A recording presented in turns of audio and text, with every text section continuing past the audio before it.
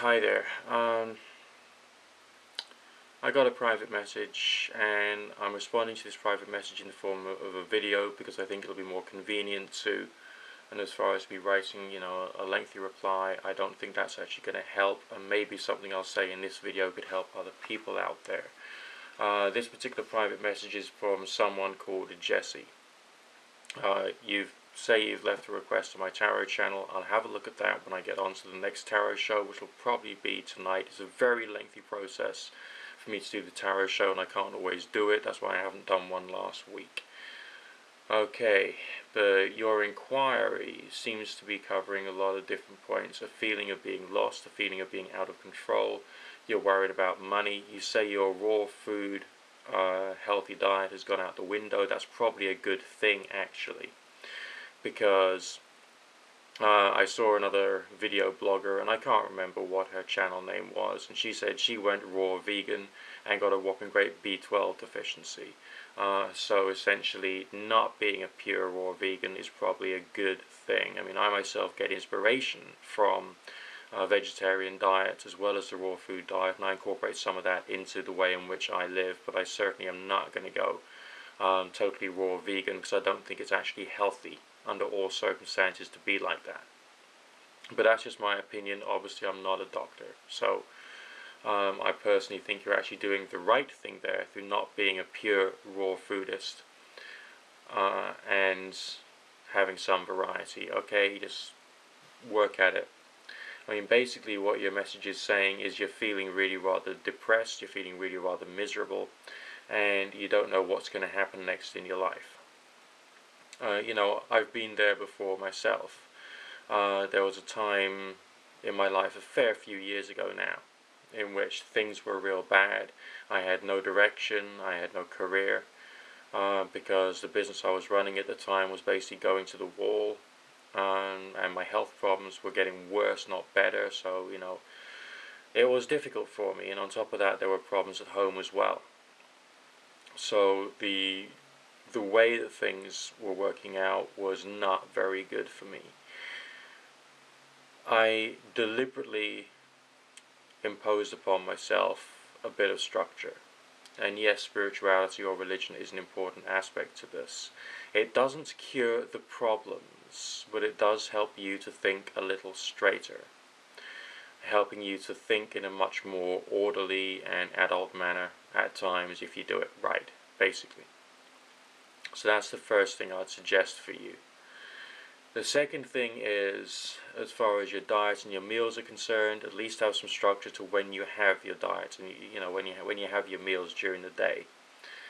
And do some more meal planning. You don't have to stick rigidly to. I mean, I think that the raw vegan diet is a fad diet.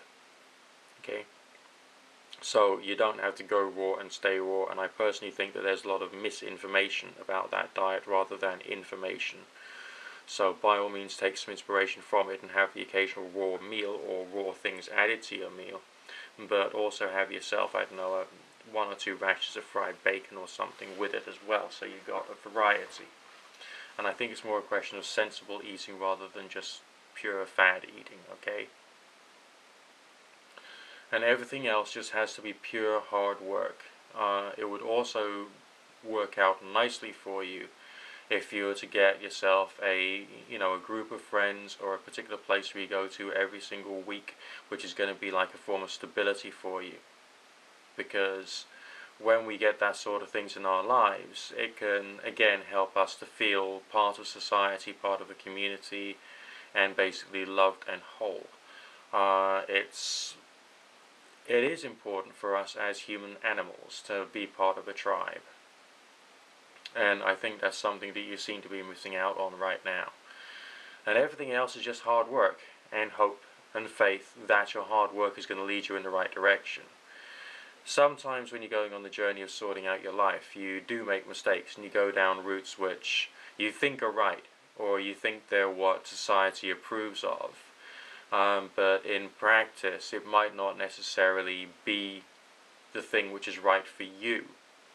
So a good bit of wisdom as to what you're capable of and what you think that you can actually achieve, taking into account your limitations, is also useful as well. Okay, basically care for yourself and work out where your limitations are. I mean, I know that I've got some limitations. There's some things I can't do, some things I don't want to do, because I know that if I tried, it really wouldn't work out well for me, because I understand a lot about myself now. Now, maybe you could use those those other spiritual tools that are in our toolkit, namely pen and paper, and sit down and write down the things you think you can do, the things you think you can't do, and work out why you think you can do some things and can't do other things. Not just so you can have an impressive couple of lists of stuff on paper, but because it is a creative exercise and it can help you to contemplate what is right for you and what is wrong for you. Okay? You don't have to delve into the past, because you're in the here and now. Okay? And your responsibilities have to be for the here and now.